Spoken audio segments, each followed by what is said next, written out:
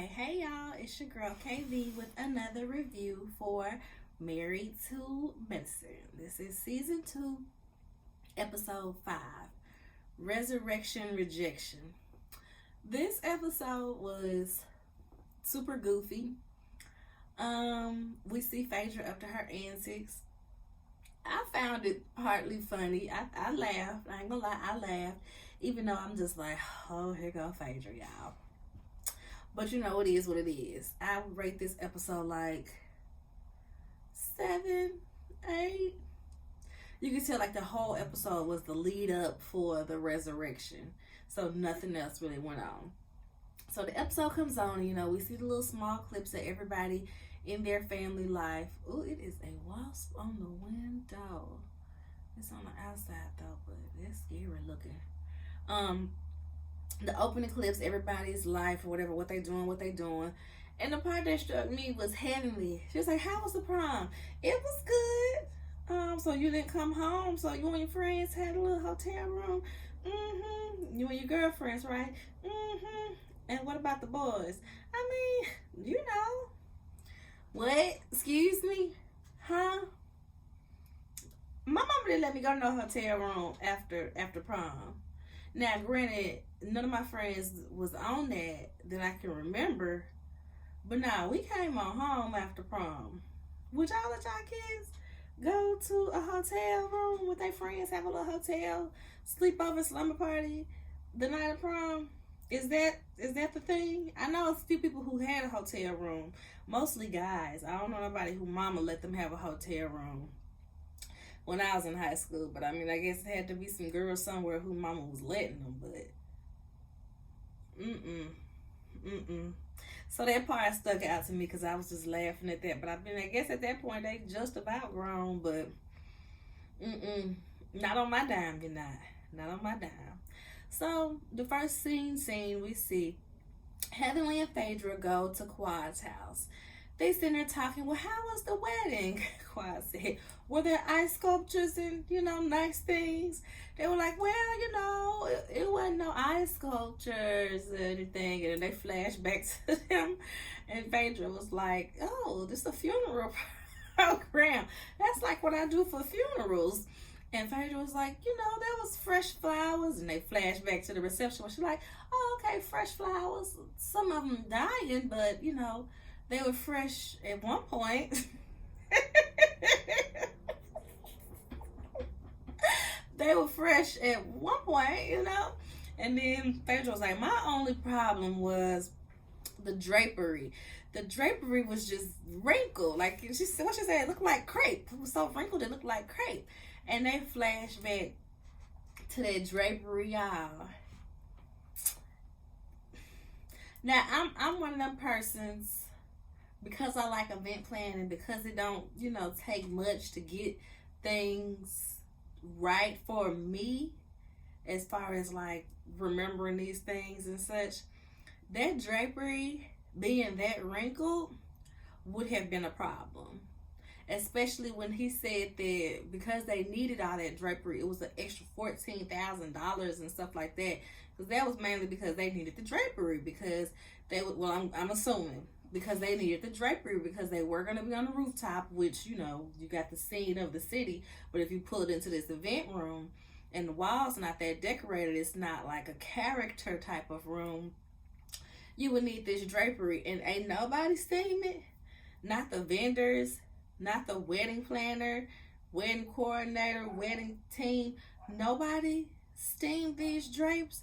Y'all, I literally had a steamer with me for my wedding because wasn't gonna be no wrinkled drapes, wasn't gonna be no wrinkled table runners, wasn't gonna be no wrinkled tablecloths.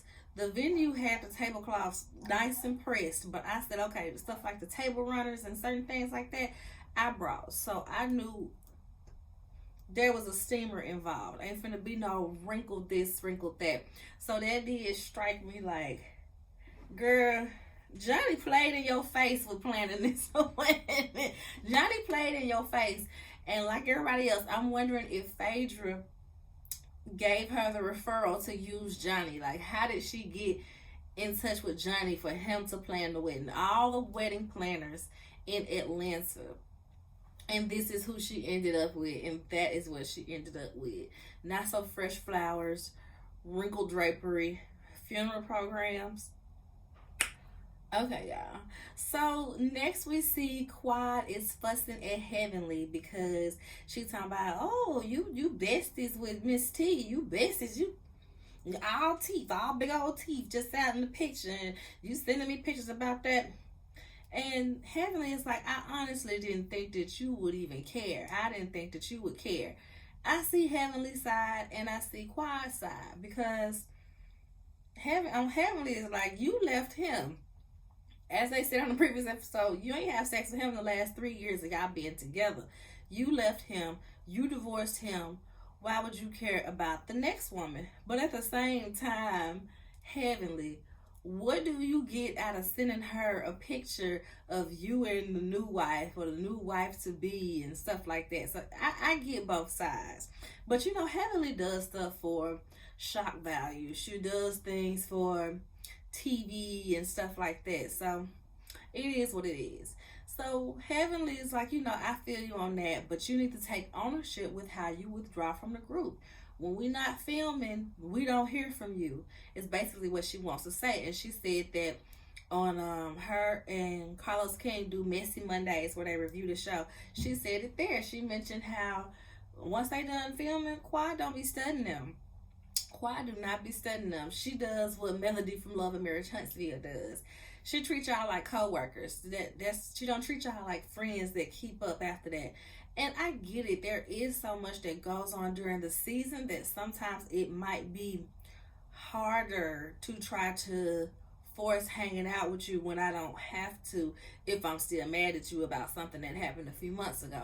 So I kind of get it, but at the same time, it's like you can't be mad at them for not treating you like a friend if you don't treat them like a friend. And that'd be my problem with Quad. It's like she wanted her way or no way.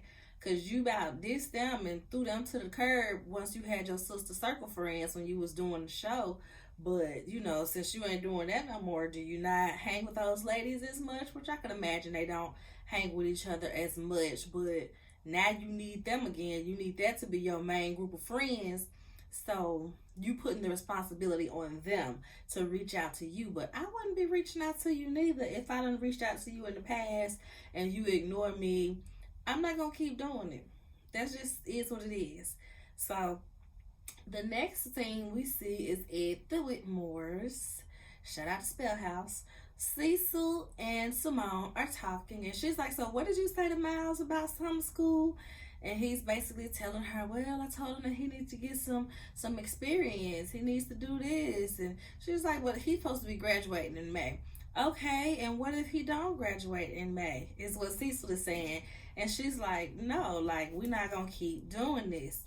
She said, I would have liked if you discussed this with me first. You don't just come up with an idea and take it to the kids and then y'all run with it, and then I'm on the outside looking like the bad guy because I'm enforcing rules. And that's basically, you know, what it seems like from the outside looking in. So I can only imagine what she's actually dealing with.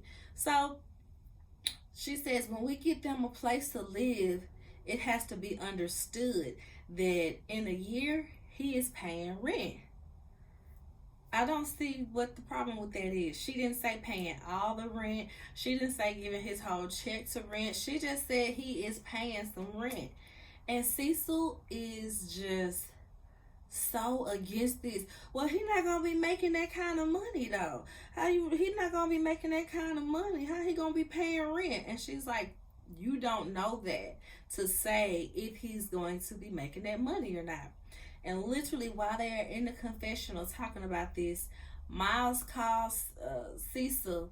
He's like, yeah, did you get the verification code? Did you get it? Okay, yeah.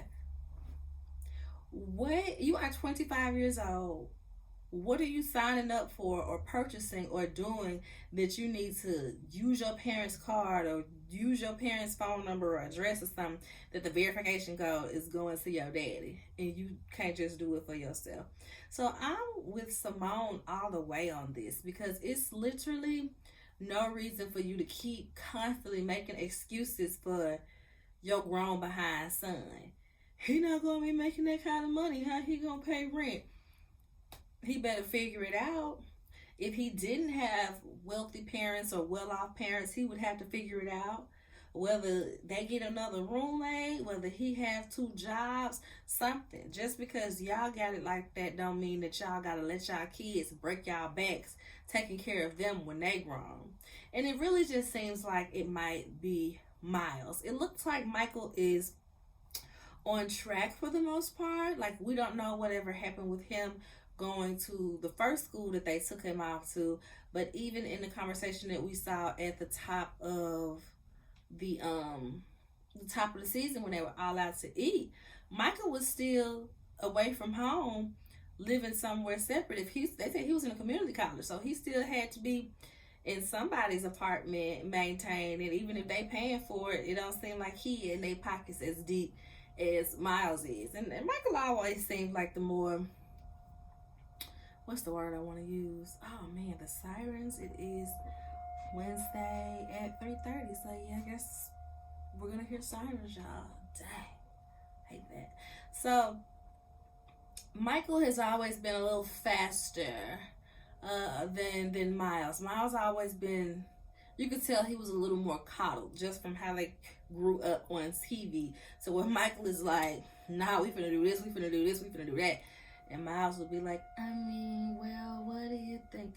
Well, Dad, da da da da. Your daddy shouldn't be doing your laundry and you grown. No, like it just be certain things that I am not going for." So next we see Phaedra and Benji the butler. They ride around handing out these church fan invites, and he's walking up to people's house and holding this briefcase in his hands, and they gotta open the briefcase and pull out a fan or whatever. It's just real extra for no reason.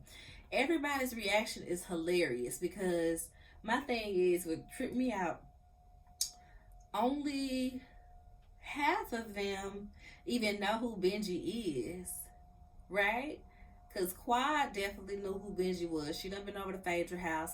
Heavenly and Jackie done been over to Phaedra house as well, but I'm not sure if Benji was there when they were there. So it's like they possibly could have seen him. But the other three, Toya, Simone, and Sweet Tea didn't get an invite. Who else was it? I guess just them two. They don't know who he is. So everybody just kind of like, what is this? And Heavenly scared to open up the briefcase, child. She acting all crazy, opening up the briefcase, being goofy. And Jackie is out there lusting. Jackie like, oh, you don't send little fine boys up to your driveway. That's how you get in trouble. Like, Jackie, put your tongue back in your mouth. Jackie, go get your little old man out the back. That's right. He's in the DR. Which, watching, I think it was Messy Mondays. Yeah, Heavenly and Carlos King. Heavenly did say that she knows for a fact that Curtis is very much working in the Dominican Republic. It's not just some cover up like we feel to go do dirt. She talks about how he was partnering with some school and working with some kids, and I think building like a basketball court or something like that in one area, and he was doing something else. She was like, no, we've seen the pictures of the work and him meeting the people and him being on the ground working in these places. So no, Curtis is really out there working. This not just him running from the cameras to a side piece in the DR. So I just figured I'd mention that because, you know, that's the whole reason I watch Messy Mondays, is to get that extra tea and see what's going on that we don't see going on. So I was like, all right, cool. So I guess that's why Jackie all lusting for this little boy down the driveway, because Curtis been in the DR too daggone long, and she over there lusting and needing. So next we see Sweet Tea and Simone are going over to Toya's. Sweet Tea is exhausted. They're just getting back from the honeymoon in Dubai. They had a good time, but they didn't have sex until the third night of the honeymoon because she was spotting. So, you know, before she said this to Simone, they were just kind of like, what you mean y'all ain't have sex the third night? Like, what's going on? And she was just like, well, I was spotting because, you know, my cycle with the fibroids and everything. And Simone was a little concerned because she like, see, that is what you would call an irregular period, and she's trying to get pregnant. And I can't remember if they said she had fibroid surgery already. I know they mentioned that Simone referred her to a specialist to be able to deal with her fibroids and stuff. But yeah, Sweet Tea has a lot to overcome reproductively to give this baby, to give him what he really wants, like she said in the DMs. So I guess we'll see that over the episodes and if she's on next season. So since she's so exhausted, Toya, you know, invites them over. She's cooked some dinner, and then she's like, hurry up and eat, y'all. I got something else planned. She set up some IV vitamin shots for the three of them. So it looked like they set it up in her bedroom. You know, they got the huge bedroom with the seating area. So Toya was on the little chase lounge at the end of her bed, and they were on the little couches and chairs in the bedroom getting the fluids. And Sweet Tea got up to look at the shop menu or whatever, and she sees the little fan, and she's like, what is this? She picks it up and she's reading it, and she was like, I didn't get this. I wasn't invited. Simone was like, I got one. And they were like, well, why didn't T get one? And Simone said, well, maybe she didn't give you one because Quad is going to be there and she didn't want to put y'all in the same room or yada, yada, yada. And Toya said, well, if Quad is going to be there, why would she invite me? That's the real question. Like, what's going on here? So next and last scene, basically, we see Phaedra done sent cars to go get everybody, and she is taking them to Willie Watkins' funeral home. And y'all, I think the clock said it was like 11 p.m. at night. They said it was dang near midnight while they doing this daggone funeral / repast. And I'm guessing that might be the only time they really could get it, because I'm sure Willie Watkins be booming. You know, they got funerals and services all day, so that's probably when they could be in there acting a fool without actual customers being up in there as well.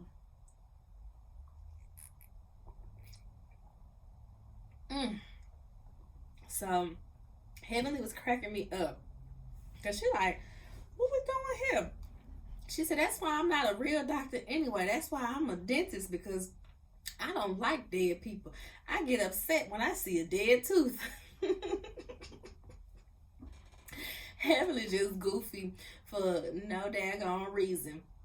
So next we see they take them into the, what's that, sanctuary. In the church is the sanctuary. I don't know what to call it in a funeral home, but they take them into the sanctuary, and they sit down. One car sits on one side, the second car sits on the other side. I said, not the friends, you know, the people sitting with who they hang out with.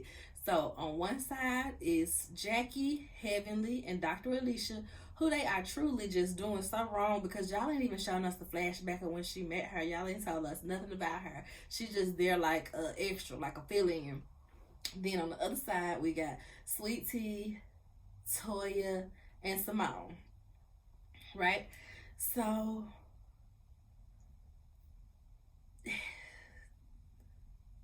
Phaedra, I could not get her name. Phaedra gets up, she comes, she does this super dramatic walk down the aisle. She got on this black outfit. She told them all to wear black. She got on this black outfit with a veil and a train, just looking crazy, y'all. She comes all down, dramatic in the mug.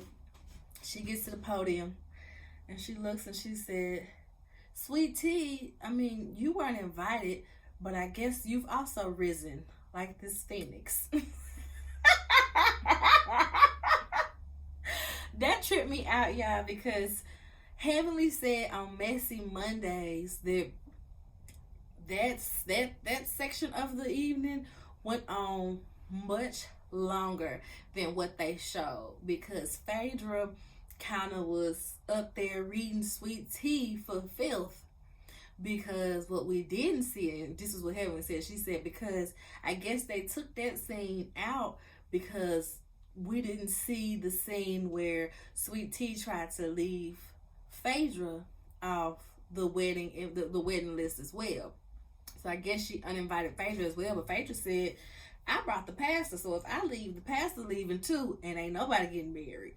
So we didn't see that part, which is why we don't see the part where Heavenly said Phaedra read Sweet Tea for filth up there.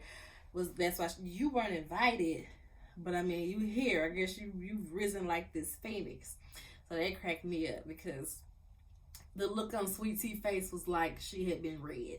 So she talks about how everyone is so accomplished. We've got, attorneys. We got people that do teeth, vagina, and a tennis expert.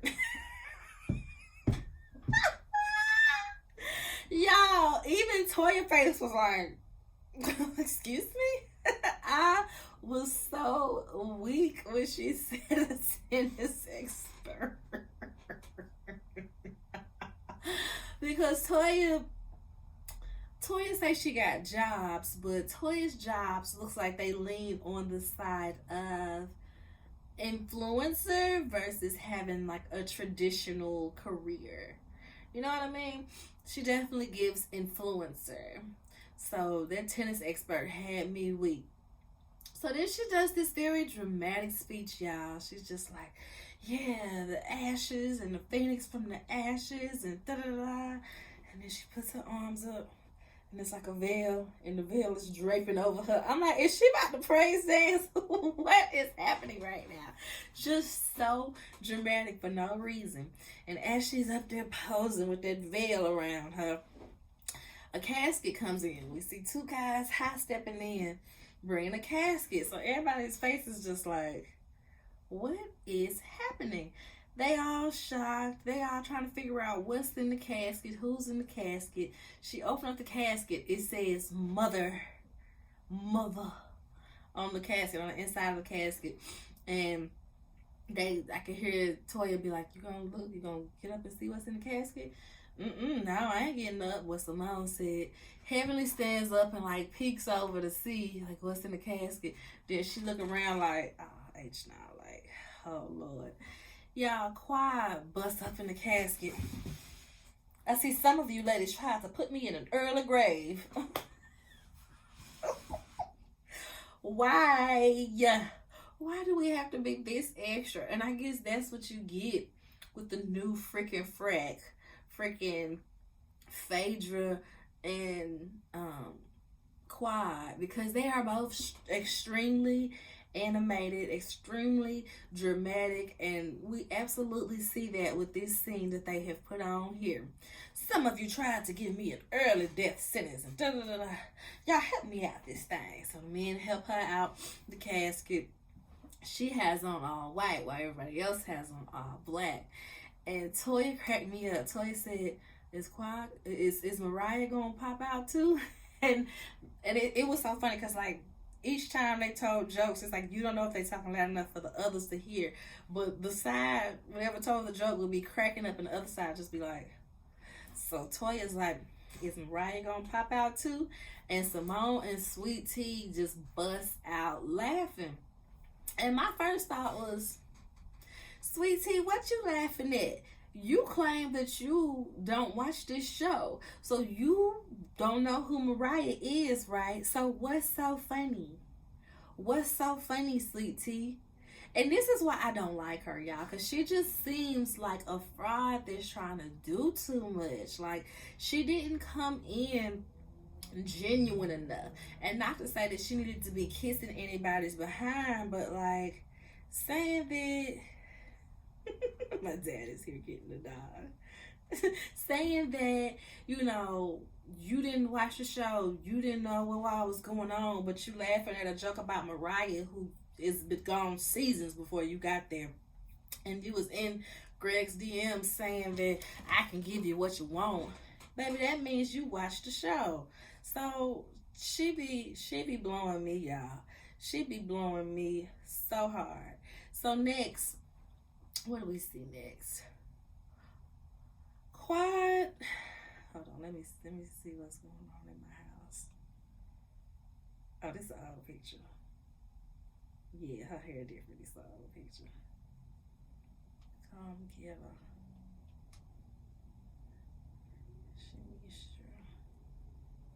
Yeah, my daddy went out of town. Sidebar. So yeah, I've had a dog. I've had my dog baby Houdini, since like 2010. I got her my junior year of college, so she's a bit on the elderly side these days, but she's still kicking it. She still runs. She still barks. She still do the things that dogs do. But she is just such a pain these days, and it's just so much dealing with the dog and a child. So I had my daddy, take the dog with him when he moved out. But they went on vacation this past weekend, so we had to watch the dog.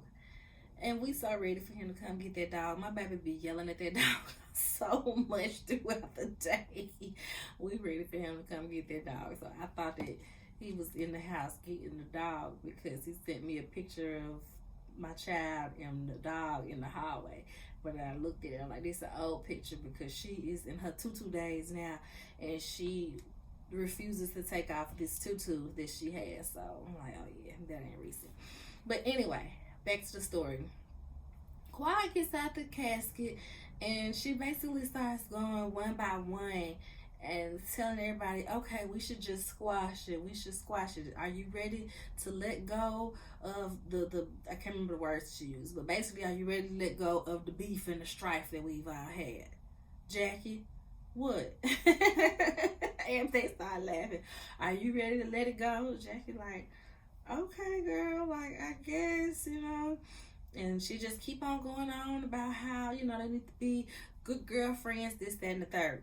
She gets to Heavenly, and she was like, Heavenly, now we're sisters. They were sisters. Heavenly, we sisters. Are you ready to let go of this and let go of that? Heavenly goes into this long message. Well, I don't never have a problem. I don't know why you had a problem with me. I guess, the only person, I ain't got no problem with nobody here. I guess the only person I don't have a problem with, Sweet Tea. I don't know why you got a problem with me. You uninvited me from the wedding and this, that, and the third, just because I said you and your husband had communication issues. And Sweet Tea starts yelling at him. You and your husband got communication issues. You said you hit your husband in the head with a frying pan. And Heavenly said it was some editing, like they edited out a bit of an argument there. But like Sweet Tea jumps up like she finna fight Heavenly. Heavenly jumped up too, like don't let me whoop your. It's like your mama should have, okay? I said, baby, if Heavenly was ready for that little girl, huh? Cause Heavenly don't ever be ready to fight nobody, but Heavenly was with it this day. She tired of tea. She tired of tea already. So they calm all that down, and Quiet gets back to asking everybody, are they ready to squash it, this, that, and the third. And Toya is like, squash what?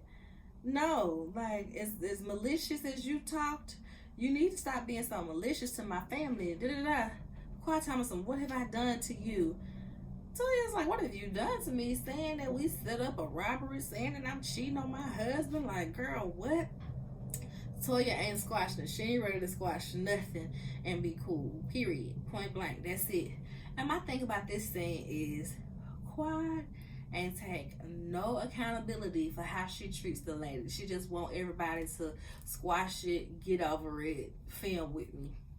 It's basically what this was. And everybody commented on that. You can see Heavenly commented on that. You can see Phaedra, like, she didn't take any type of ownership or accountability. She didn't apologize for neglecting the lady. She didn't, hear nobody out. She just popped up out the casket like, yeah, y'all need to, forget it and let's move on. But I mean, that's how Quiet is, y'all. And I hate to, think about my Memphis sister in that way, but it just be like, girl, get over yourself sometimes. Like, zoom out from your life and understand the relationships that are in play. I don't think that it'll really get to a point where they are able to ice Quad out, because Heavenly is always gonna film with Quad as long as she allow it. And now she got Phaedra, who, like I said, the new freaking frat. So I don't think it'll ever get to a point where they're leaving her out. They're icing her out to get her off the show like they allegedly did Mariah. But it's still like, girl, you know, act like you got a little sense about these things. Like the way she really thought Toya was just gonna squash it and move on. And not to say that Toya ain't ever did nothing to Quad for Quad to be nasty back, but girl, you really out your mind to think y'all was just gonna squash it and move forward. Like, yeah, even though she simply repeated the whole you was cheating on your husband thing, she didn't start that. You the one who legit said out your mouth that you think that she was involved some way or knew something about Anila's house getting robbed. So yeah, those are allegations that I ain't gonna let you just let go of, sis. So no, we are not cool. We are not. So they end up ending the resurrection. They having a repast of fried chicken and collard greens. I said, y'all really finna eat fried chicken and collard greens at midnight? I guess, child. A scene is a scene. So they all out there, and the conversation basically carries on with Toya and Quad, and they arguing, and Quad doing all of this across Toya's face. I said, why y'all even sit them next to each other? Quad doing all of this across Toya, and Toya mad about it, like, you gonna get your hand out my face. And it was just a whole bunch of nonsense. I promise, it was just like freaking hearing nails on a chalkboard. It was just so ridiculous for them to just constantly be arguing about the same thing. And who breaks it up? I think it was Heavenly kind of busted it up and was like, we've all busted our butts and accomplished things and this, that, and the third. Well, not T, she just started. She only 31. I said, let Heavenly break up this mess with a little silly humor because they weren't getting nowhere. And at this point, somebody was like, did we resolve anything? And Clyde was like, well, I think that. Jackie said, no.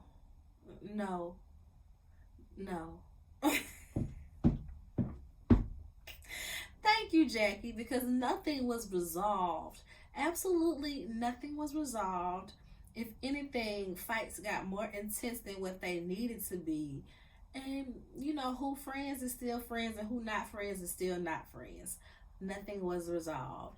And that's why I'm like, the episode had a little bit of comic relief, but it was still the same rigmarole as far as Quad not taking accountability, Toya and Quad still fighting, Heavenly, acting like she don't know what part she plays. Like, Heavenly will take accountability for her actions, but then be surprised if somebody responded or, did something in a way that she don't approve of. Girl, you know what you said and what you did.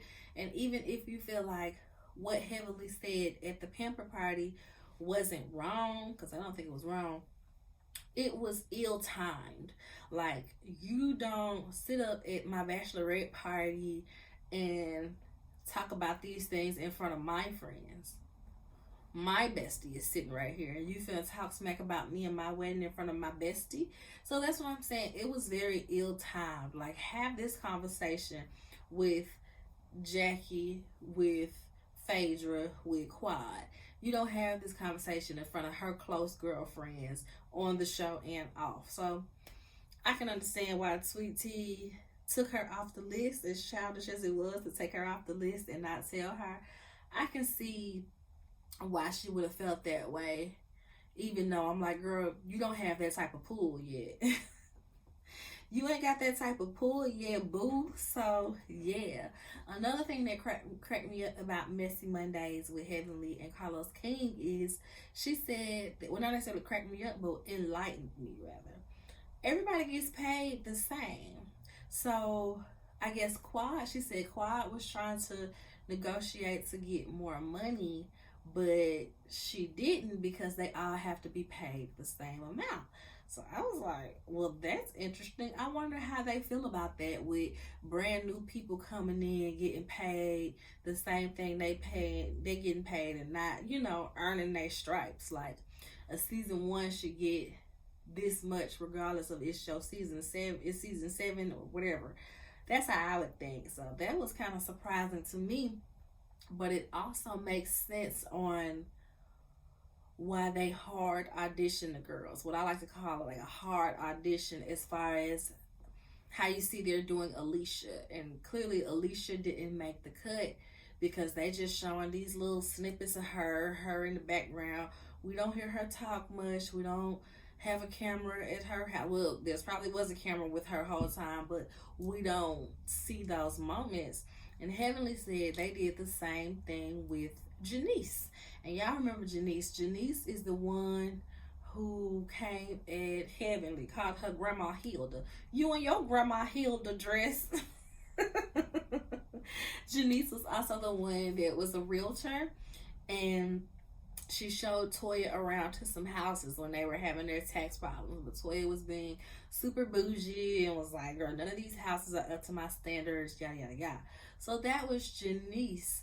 They said Janice filmed as if she was main cast. She showed up to everything. She was, you know, filmed like main cast. But despite that, if they don't use your clips, or if they don't put you in every episode, or, you know, if they choose not to, you just get friend of payment, I guess, which will blow me, because it's me.